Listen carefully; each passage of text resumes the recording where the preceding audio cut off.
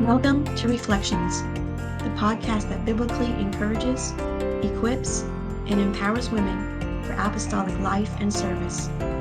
Here's your host, Dr. Cindy Miller. Hello and welcome to Quick Chats. We are at the 79th General Conference here in Long Beach, California. You may hear noise, somebody may pop in and wave. They might even walk over and hug us, and we're okay with that. It's really fun here right now at the Urshan University booth. But we're recording for Reflections Magazine, who is the producer of Let's Talk Podcast. And what we're doing is just a few minutes, we're grabbing our friends. And it's a good thing to have friends, because when you have a podcast and you decide at the last minute you want to do this at General Conference, it's nice to have people like Debbie Sanders who says, yes, of course, I'll come over and record with you. With me is my co-host, Jennie Russell, who's been propping me up through this whole thing. And I do mean she is literally propping me up. All right, so fun. So, Debbie? Yes, Hawaii, thank you for being here. I'm honored. And we have known each other forever and a day. Yes. And I think it's safe to say we have a long-time friendship. Absolutely. Over a period of years. So let's just kind of jump into this topic. Why do you think, in your own personal experience, this topic matters? Why is it important that women really work to cultivate friendships? Actually, it's one of my favorite topics because we need each other. Girlfriends need girlfriends. Guys can be side by side all day golfing and never find out how each other's families are doing or whatever. But we need that heart-to-heart connection. Mm-hmm. It strengthens us. We weren't meant to be alone. Right away, Adam got an upgrade and got Eve. You know what I mean? And so that was a community there. And I do not believe that God intended us to be alone. When we're alone, our thoughts can spiral. The enemy can tell us all kind of things. They don't want you. They don't know you're not there. We can do that to ourselves as well. But when you have somebody there, the Bible says that two are better than one. You know, if one falls, he has the other one to help him. Sad for the one who falls and has nobody. It talks about when you're warm, when you're cold, you have that somebody there. So it's so vital. I think it's a healthier, more fulfilling life when we have friendships. And throughout this whole topic of the day, we're talking about the network of support, which every resilient person understands they have to have a network of support, and that could include a spouse, a best friend, other women, mentors, role models, counselors, spiritual, leaders of all kinds.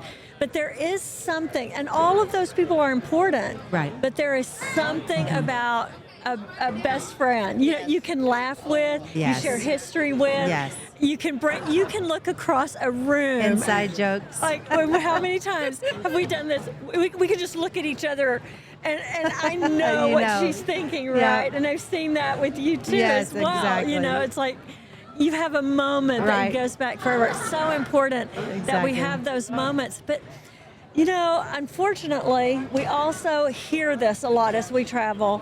I am so lonely. It just seems like everybody has friends but me. Mm-hmm. What are your thoughts when someone walks up to you and says, I'm so lonely? The Bible says, he who hath friends must show himself friendly. We do have an obligation. And some people just say, nobody wants to be around me, whatever. So I think you have to check yourself. How do you carry yourself? When I leave a conversation, sometimes I think, what did I sound like? Did I leave them with a bad taste in their mouth? Did I talk about something negative or somebody in a negative way? Or when I leave them, do I leave their spirits refreshed? And so I feel like conversation is very important.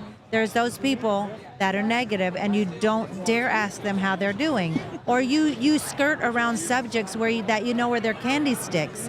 And so you're always trying to make conversation happen, or you're trying to make sure they don't go in the negative zone. That's not fun. That's work. But when I meet with somebody and they're not just about me, themselves, but they're about me.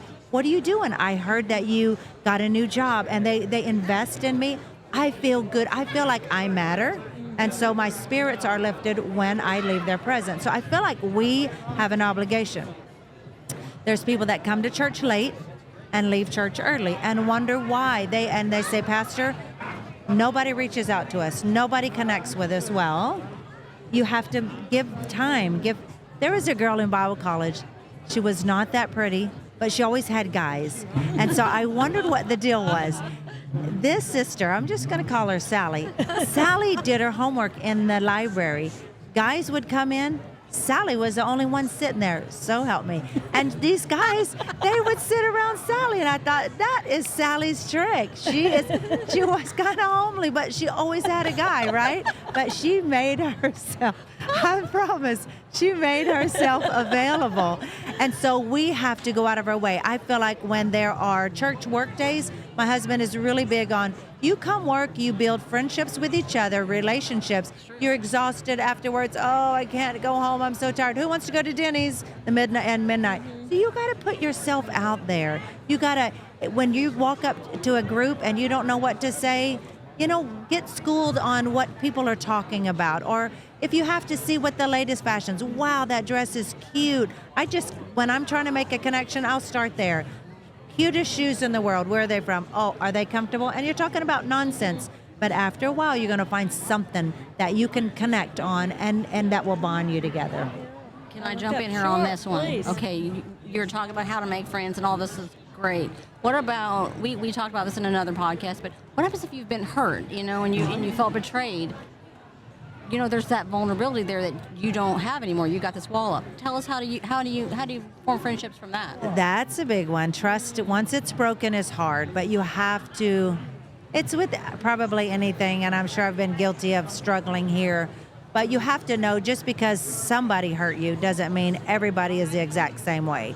Just because there's one type of person that you've been burned by does not mean ministry, for example. My pastor hurt me. Well, that doesn't mean every pastor in the whole wide world is that same way. So I believe that's something you can take to God and say, God, I want somebody. I've prayed about friendships in my life. God, I feel lonely. Give me that person I can connect with at this time in my life. But I feel like even, I will say, go into a ladies' meeting. As a pastor's wife, there was a time when the pastor's wives did not, really gel with the ladies in their church. But I live in Hawaii. My family lives away. I need friendships. So when I go to a ladies' meeting, we're not talking about deep things. We're not sharing our deepest secrets. We're talking about what we cooked, what we burned, that we're not a cook, whatever. We're talking about things and we're laughing and we're sharing.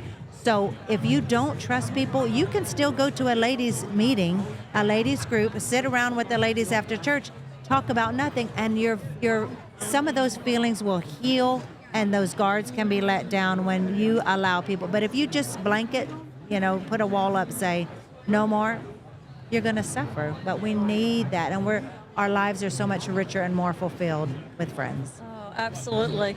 Because the loneliness, that's no way to exist, feeling lonely. But you do, I see it over and over again.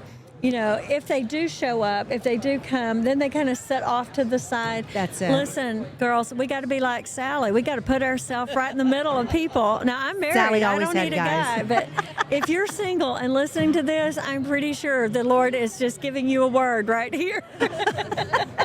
Through Debbie Sanders. It's so beautiful. Remember Sally. Yeah, remember Sally. She went to the library. I have another thing to remember, that is, remember the banana.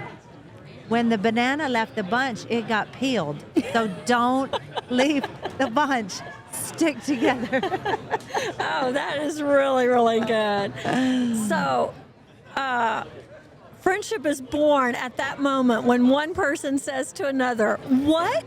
You too? I thought I was the only one." I love that. C.S. Lewis. Yes. I love that. So who are multiple, I'm sure, but have you ever had that moment when you were like, "What? You too?" Oh, absolutely. Absolutely. Just the other day, I was talking about something about my hair and somebody resonated the same thing, or whatever it is. I mean, I find that in any culture as well. My husband asked me to pick up somebody, local lady in Hawaii, and we had nothing in common. She wasn't in church, and I was nervous about it. Silly, but I was nervous.